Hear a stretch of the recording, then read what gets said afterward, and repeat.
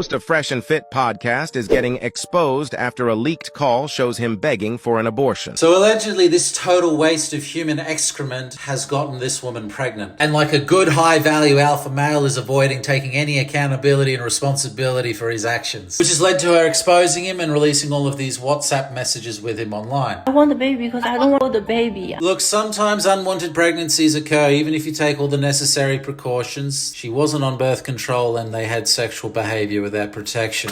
You're not. They just give you a pill and then it's over. You always told me you wanted me to be your baby's mother. I loved you and I did everything to be a good girlfriend. Now this is happening. You walked away. No, I'm pregnant. No, but that's what I'm saying. I think I want to keep the baby. The pill, they just give it to you from a doctor and then you're good. I want you to think carefully and take the responsibility. Allegedly, she was ready to have a baby with him and build a family. He asked me many times, what if you get pregnant? My answer towards him was always, yes, I want to keep the baby. God wants you to have the baby. Definitely not. I don't mind having a baby with you. I can't pretending like nothing happened. In my religion, we don't. If you don't want to have children, but you continue to engage in having unprotected sex in which you're able to get a woman pregnant, where are your brain cells? I want to keep the baby. Okay, well, like I said, I just don't want any kids. Then why would you continue to engage in doing this? So, like, how are you going to deal with this? Bringing a kid into this world without both parents' love is cruel. We both thought you wouldn't get pregnant. By saying I don't want a baby? I mean, yeah.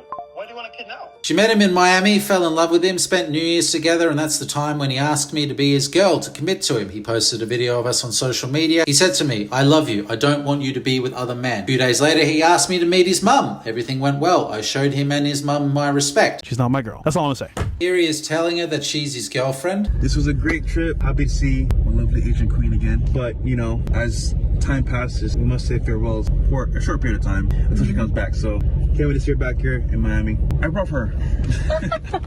No, I don't.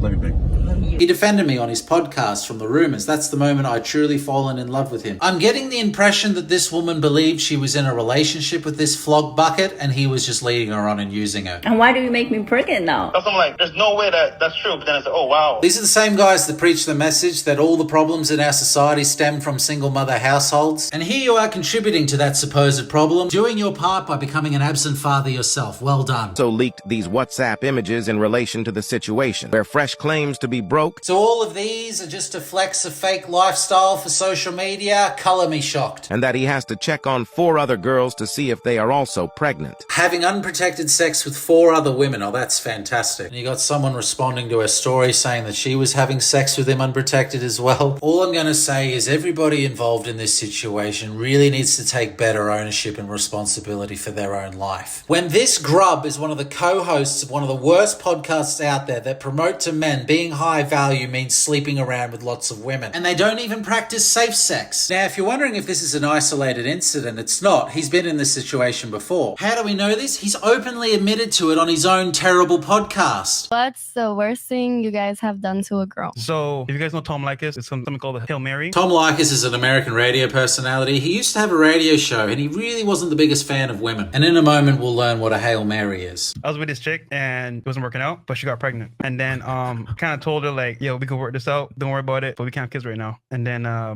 did a Hail Mary. Tell them what the Hail Mary is.